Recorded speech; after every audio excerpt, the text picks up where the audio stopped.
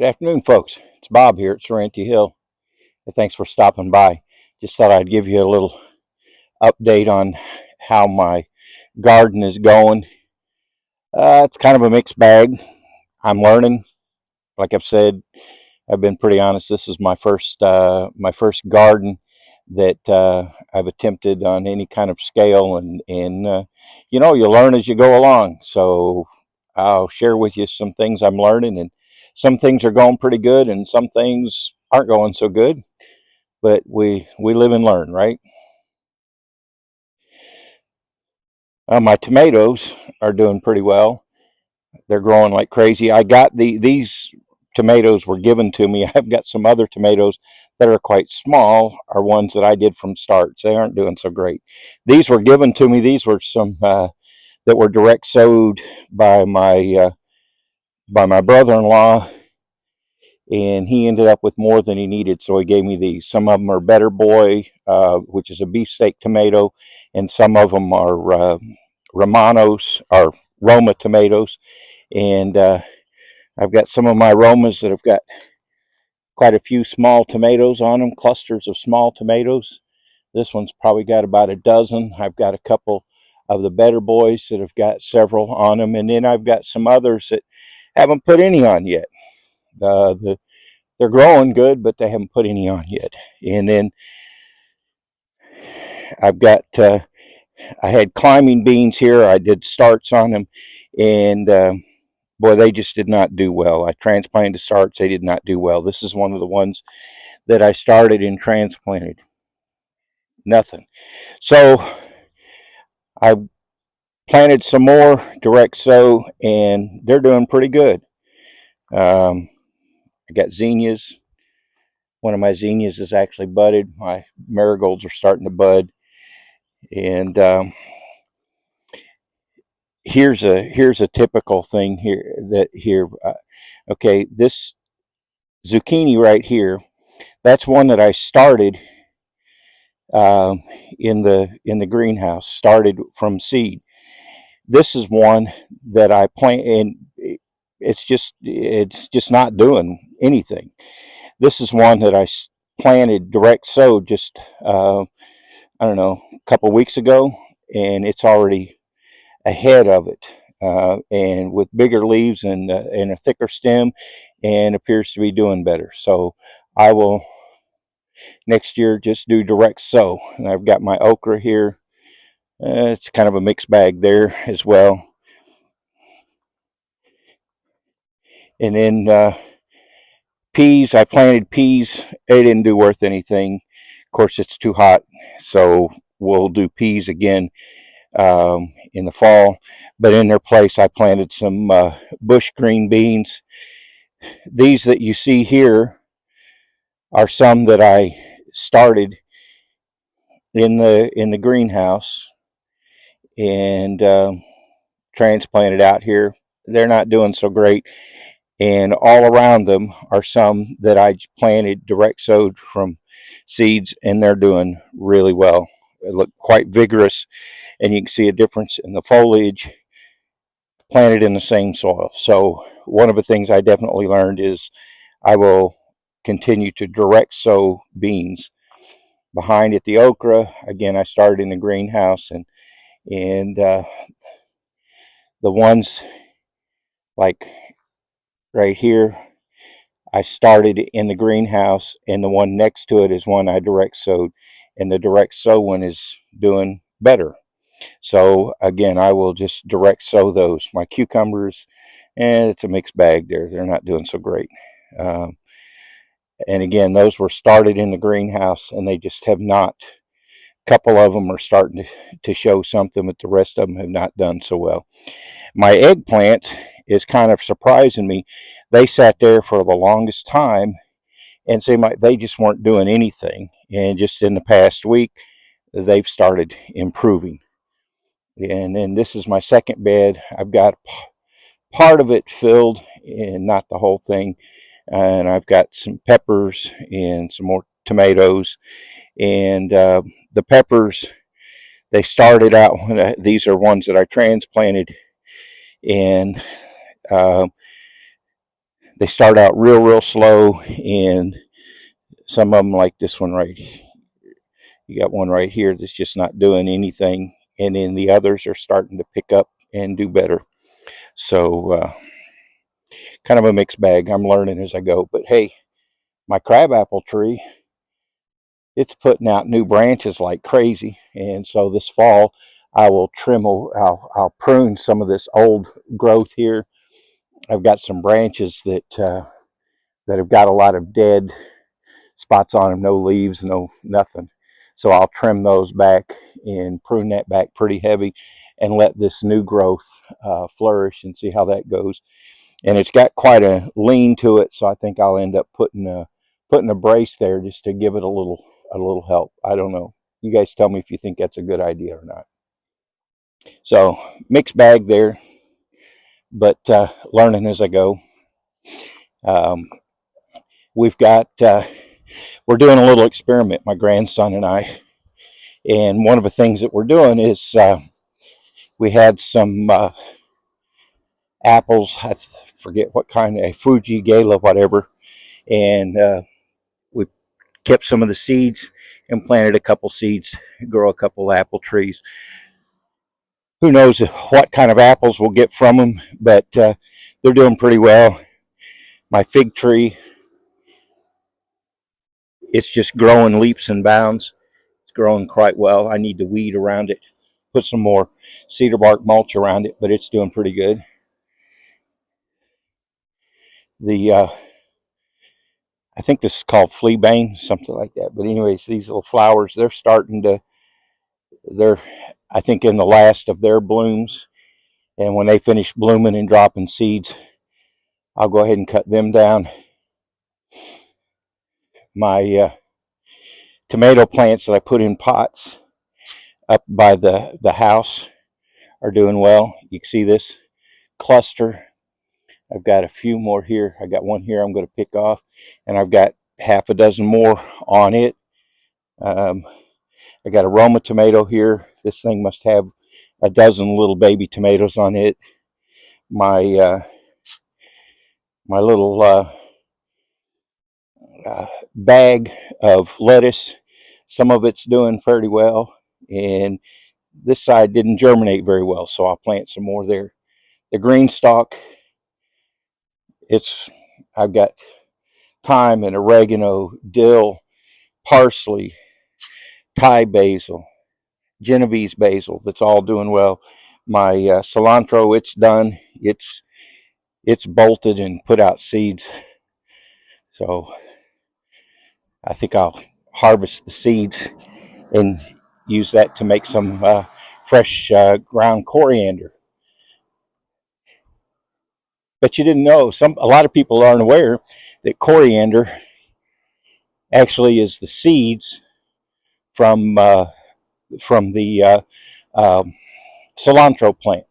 So that's a pretty cool thing. So I'll let those finish seeding out and harvest the seed and use that to make some homemade coriander.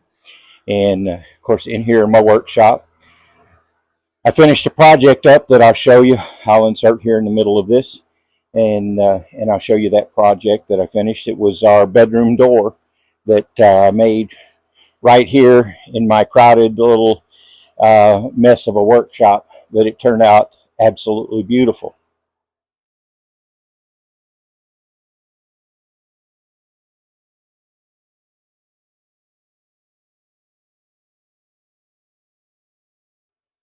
All right, so that project was a good one, and this is something else I'm working on. Right now, we're using a square counter or bar counter height, excuse me, um, dining room table, and four counter height chairs that I bought from Walmart years ago. We lived in a house that had a real small dining space, and so this wouldn't fit into it. This is our dining room table that we bought in 1992 from an antique shop, and the kids and the grandkids definitely left their mark on it. I've debated leaving this and just sanding it down, but the veneer is quite smooth and are quite warped in several places, buckled up. Um, it's got some damage in it, and I swear it looks like there was a layer of veneer put on top of a layer of veneer. So I'm going to have to, and then when we bought it, there was some damage, so they did some repairs, but it's totally different grain than what's here. And the grain that's on it, it's a quarter sawn veneer, just like quarter sawn oak. And then what was put on it is just plain veneer. So it's got a leaf that we bought with it, had made, and it's all twisted. It's been twisted since we got it. So I'm going to work with my planer on making this flatter and actually a little wider. I'll buy a couple. I'm going to buy a couple boards. I'll split this in half down the middle so I can run it through my planer, flatten it out, add a board to the sides of it to make two 12-inch leaves instead of the one 18-inch leaf. And that way I can put one leaf or two leaves in, and it'll be flat instead of warped. And I'll put some dowels in the sides to match up with the dowel holes in the tabletop, so it'll match. And this is part of why I'm wanting to keep it, because this is the base for it. You see how beautiful that is with the rounded feet, the round column. And to give you an idea how old it is, it's got square nuts that hold the tabletop to the base, and you can see the construction of it. It's just it's a beautiful, beautiful piece. And then back in here, I've got 6 antique ladder back chairs that go with it. The technique I'm going to try first for getting this veneer off, it involves a heat gun. Um, and we'll see how that works out. I'll put it up on the highest setting and turn it on the highest speed.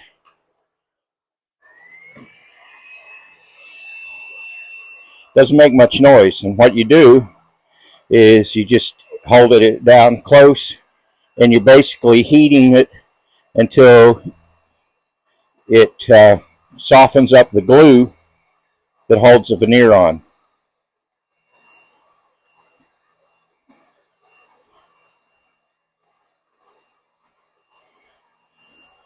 And I thought about patching this veneer, but the patches that are in it don't really match the grain, and it's lifting up on the edges in several places, and it doesn't look that great.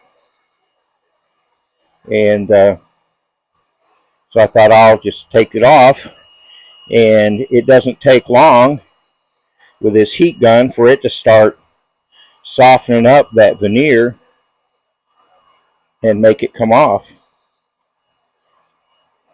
soften up the glue. And then I'll have to, of course, when I get this up, then I'll have to sand it all off.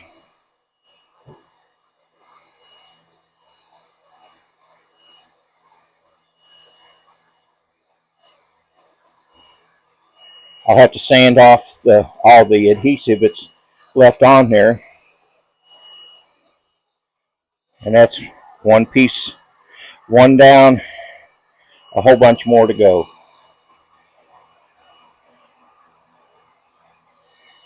Yeah, and it's definitely got a second layer of veneer. So I think what happened is the veneer that's under here, it was damaged. So their solution was to just slap another layer of veneer on top of it. So I have to take off 2 layers of veneer to get down to just the bare wood, that's the solid wood that's the tabletop.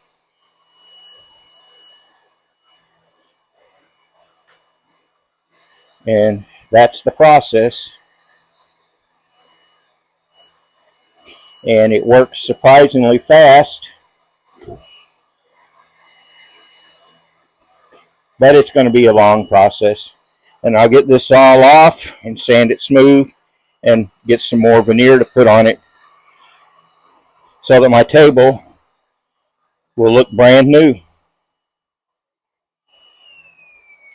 So that's what we got going on right now. I've got garden on, just watching it get better, learning from mistakes, trying to do better. Uh, you know, mistakes happen. Sometimes things do better than others. So you just roll with it, learn from it, try to do better. We've been going out every 3 days. We've been going out and picking blackberries, um, and getting anywhere from 1.5 gallons to 2 gallons of blackberries. We got some spots where the berries are almost picked out, and others where they haven't even started getting mature yet. We still got green berries and some that are just starting to turn pink. So we'll probably for the next couple of weeks be going out every 3 days and picking blackberries, 1.5 to 2 gallons. So far, I've got 8 gallons of blackberries in the freezer. I had 2 gallons left from last year. I put up 7 gallons last year. I had 2 gallons left, so we put 6 gallons in the freezer, and I've got another gallon that we picked yesterday in the that I'm in the process of freezing. So that would be what, 7 gallons so far this year, and we've probably got at least another week, if not two, of berry picking. So that's pretty cool. And in fact, we got a blackberry cobbler that just came out of the oven a few minutes ago that looks absolutely amazing. So yeah, that's what I'm working on now. Then we'll have a real dining room table again. And part of the reason I'm excited about this is the table we've got now seats four, and that's it. It's a small table designed for four, and that's all it'll fit around it. And in fact, you can't even, if you make a good sized meal, you can't even put your serving bowls on it at the same time you got four people eating on it. So we got some people we want to have over to visit, and we don't really have dining space for them. I've got a little one of those plastic fold out banquet tables I use for my from when we go to the farmers market to sell things.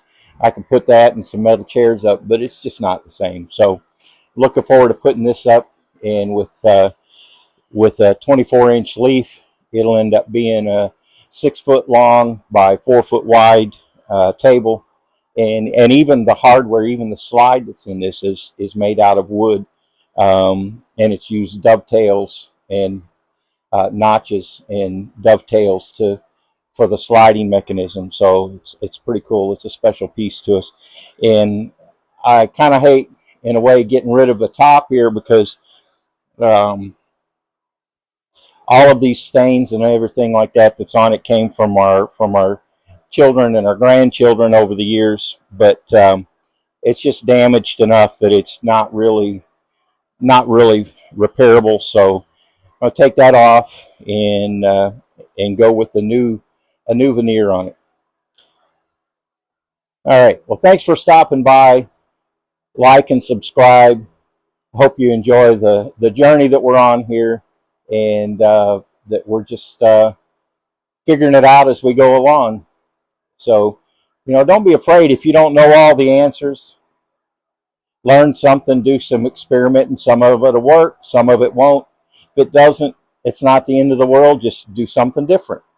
Learn from your mistakes, keep going, and never give up on your dream just because maybe things are a little bit rough sometimes or don't go quite as planned. Doesn't mean you were a failure. It just means that you didn't succeed yet. So keep at it. Get out there, do something you've never done before, try something, make things happen for yourself, and have a great one. Again, this is Bob at Sorrento Hill. Hope you're having a good time making life the best it can be. We sure are. And we will see you on the next one. Bye now.